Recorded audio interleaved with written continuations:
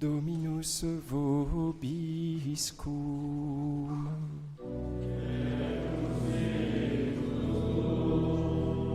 Sequentia Sancti Evangelii secundum Matteum.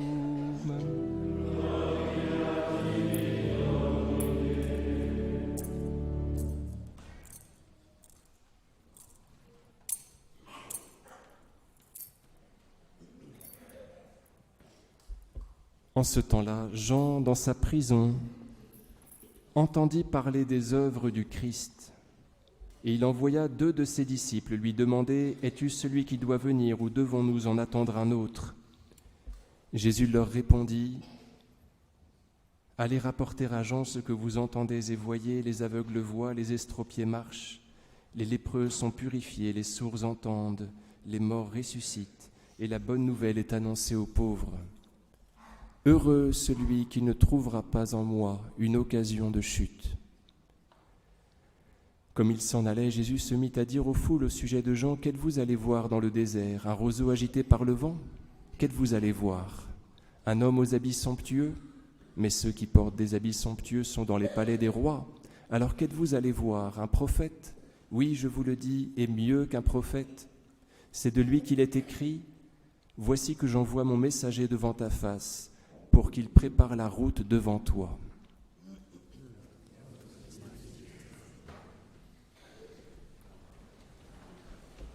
Au nom du Père et du Fils et du Saint-Esprit, ainsi soit-il. Chers amis, dans cet évangile, nous avons une petite béatitude. Vous savez, vous avez les grandes béatitudes qui sont les 8 que le Seigneur livre sur la montagne. Selon que nous sommes dans l'évangile selon saint Matthieu ou selon saint Luc, parce que chez saint Luc, c'est dans la plaine qu'il donne les béatitudes, qui sont un petit peu moins nombreuses d'ailleurs chez saint Luc. Bref, toutes les autres béatitudes s'appellent les petites béatitudes. Il y en a une ici. Il y en a une qu'on connaît bien, vous savez, c'est « Heureux ceux qui croient sans avoir vu ». Il y a aussi celle-là. « Heureux celui qui ne trouvera pas en moi une occasion de chute ». Littéralement, c'est « Heureux celui qui ne sera pas scandalisé par moi ». Et là, nous sommes étonnés, car normalement, c'est le pécheur qui scandalise. Vous voyez, en voyant le pécheur, on veut se détourner de Dieu. On tombe, c'est cela que signifie être scandalisé, c'est tomber. Quand on voit l'intime du Christ faire n'importe quoi, eh bien, on se dit qu'il vaut mieux se détourner du Christ. S'il a de tels adeptes, vous voyez, on est scandalisé de cette façon. Ou bien, cela revient au même, on se dit qu'on pourrait faire le même péché, vous voyez. Et donc nous sommes scandalisés, nous nous détournons de Dieu par voie de péché, vous voyez, non pas par voie de répulsion, mais de la personne pécheresse, mais bon, vous me comprenez. J'espère. Peu importe, bon, vous voyez ce que je veux dire, le scandale, le scandaleux, c'est le pécheur. Et voilà que le Seigneur Jésus dit qu'il est lui-même scandale, potentiel. Il peut nous scandaliser, il peut nous faire tomber. À cause de lui, nous pourrions nous éloigner de son Père. Et le Seigneur Jésus, autant vous dire qu'il en serait infiniment désolé. Il a peur que sa croix nous impressionne trop. Saint Paul dit lui-même que le Seigneur Jésus pourrait être scandale. Nous prêchons un Messie crucifié, scandale pour les Juifs, folie pour les païens.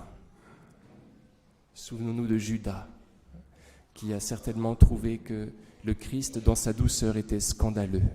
Judas, ça veut dire le Juif. Il espérait un Messie guerrier, il espérait un salut horizontal et non pas vertical.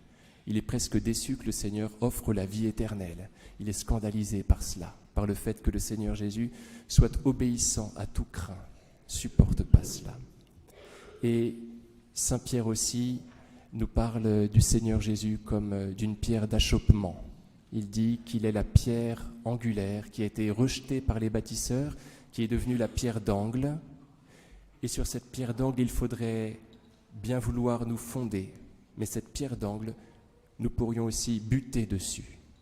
Autrement dit, l'endroit de notre scandale est aussi l'endroit de notre fondation. Plutôt que de buter sur la pierre angulaire qu'est le Christ, il faudrait nous agripper à lui, Autrement dit, la croix qui pourrait nous faire fuir, qui pourrait nous faire courir loin de Dieu, est justement cet endroit où il faut que nous prenions racine. Dans l'Évangile, vous savez, surtout dans l'Évangile selon saint Marc, le Seigneur demande que ces miracles soient tus. Il commande aux bénéficiaires de ces miracles de bien vouloir ne pas les divulguer.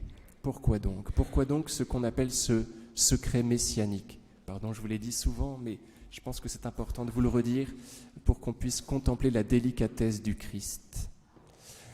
Il a peur qu'on s'agrippe à lui un petit peu trop tôt et qu'au moment de la croix, on fasse défection.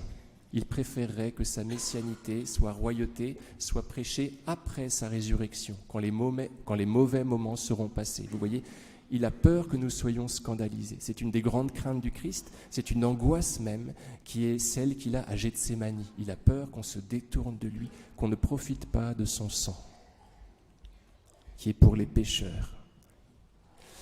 Alors, il est inquiet pour Jean-Baptiste.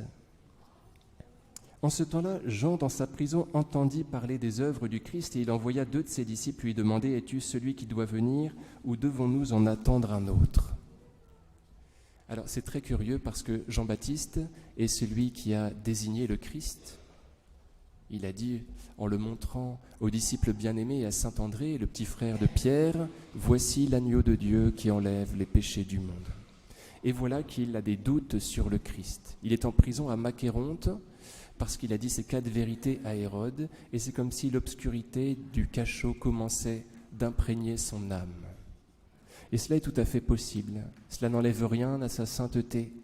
Imaginez que sainte Bernadette, sur la fin de sa vie, n'était plus trop sûre d'avoir vu la Sainte Vierge, alors que les apparitions de Lourdes ont été reconnues très très vite, parce qu'elles étaient évidentes. Alors, j'ai entendu cette interprétation qui est très, très valable, il me semble.